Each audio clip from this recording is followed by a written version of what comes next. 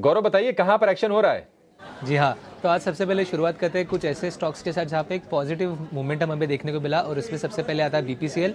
यहाँ पे खबर यह है कि कंपनी जो है एक ग्रीनफील्ड रिफाइनरी चालू करने वाली है आंध्र प्रदेश में, जिसके लिए कंपनी 6100 करोड़ का इन्वेस्टमेंट करने वाली है और इस न्यूज़ के बाद हमने देखा कि स्टॉक में एक तेज़ी देखने को मिली। इसके अलावा बात करते हैं बायोकॉन की बारे में। यहाँ पे कंपनी को उसके एक यूरोपियन पार्टनर के साथ अप्रूवल मिला है, डीसीपी अप्रूवल जो होता है वो मिला है यूरोपियन रीजन में। इसके चलते हुए 2 नए ड्रग्स जो है वो कंपनी लॉन्च करेगी। एक ड्रग जो है वो टाइप 2 डायबिटीज़ को कवर करता है और दूसरा जो ड्रग है वो वेट मैनेजमेंट के ऊपर काम करेगा और इसके बाद हमने देखा यहाँ पे भी तेज़ी देखने को मिली थी। इसके अलावा बात करते हैं ग्रीव्स कॉटन में, यहाँ पे भी एक अच्छी तेज़ी आज के दिन में देखने को मिली और इसका मेन रीज़न ये है कि अगर हम बात करें ग्रीव्स इलेक्ट्रिक मोबिलिटी जो कि इसकी होली ओन सब्सिडरी है, इसने डीआरएचपी फाइल की है आईपीओ के लिए और अगर हम डीआरएचपी को देखें तो कहीं पे 1000 करोड़ जो है कंपनी जुटा सकती है इस आईपीओ के चलते हुए। इसके अलावा बात करते हैं टाटा इन्वेस्टमेंट, टाटा मोटर्स जैसे कुछ टाटा कंपनीज के स्टॉक की, क्योंकि यहाँ पे न्यूज़ फ्लो ऐसे था कि कहीं पे एजेंसीज का मानना ये है कि टाटा कैपिटल जो है वो आईपीओ के लिए उन्होंने काम चालू कर दिया है। लगभग $2 बिलियन के वैल्यूएशन पे ये आईपीओ हमें देखने को मिल सकता है और उसके बाद टाटा ग्रुप ऑफ कंपनीज में कुछ थोड़ी तेज़ी देखने को मिली थी। और आखिर में बात करते हैं सैजिलिटी इंडिया के बारे में। यहाँ पे जो हमने देखा कि ये जो स्टॉक है वो 5% के अपर सर्किट में लॉक हुआ था और इसका मेन रीज़न ये है कि कहीं पे जेपी मॉर्गन ने इनिशिएट किया है रिपोर्ट ओवरवेट रेटिंग के साथ और टारगेट प्राइस है 54 रुपीज़ का। उनका मानना है कि आगे जाके कहीं पे 3 सालों तक 50% का सीएजीआर ग्रोथ जो है हमें इस कंपनी में देखने को मिल सकता है और इसी नोट के बाद हमने देखा जो कंपनी का स्टॉक है वो 5% के अपर सर्किट में लॉक हुआ है।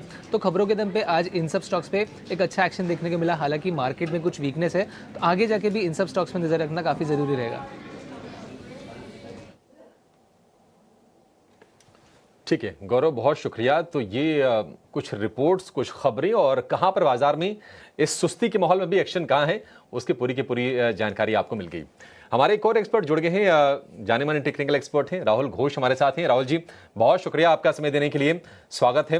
राहुल जी, बाजार देखिए लैक लस्टर है, मतलब ना तो कोई एक्शन है किसी साइड का हो ना तो थोड़ा सा इंटरेस्ट बनता है। आप जरा बताइए कि स्टॉक्स के लिहाज से आपको मौके कहां पर दिख रहे हैं? नमस्ते और गुड आफ्टरनून। तो मेरा बायस ऊपर की तरफ है for the next 1-2 weeks to come. तो निफ्टी 23,700-800 के आसपास सभी ट्रेड कर रहा है। 24,000 के ऊपर के लेवल्स आपको बिफोर न्यू ईयर्स तो देखने चाहिए according to our analysis. Specifically stock specific बात करेंगे तो वीडीएल पे एक इंटरेस्टिंग अपॉर्चुनिटी है। 462 के आसपास चल रहा है। 469 के ऊपर बाय कर सकते हैं। आई रिपीट, कंडीशनल लॉन्ग है। 469 के ऊपर बाय कर सकते हैं। स्टॉप लॉस इसका 460 होगा और टारगेट 490 के आसपास का रख सकते हैं। तो वीडीएल एक और स्टॉक जो बहुत ही अच्छा मोमेंटम लास्ट 12 ट्रेडिंग सेशन से दिखा रहा है, कार ट्रेड। तो कार ट्रेड भी शॉर्ट टर्म के लिए लॉन्ग किया जा सकता है विद अ टारगेट ऑफ 1630। तो कार ट्रेड और वीडीएल दोनों लॉन्ग साइड की तरफ।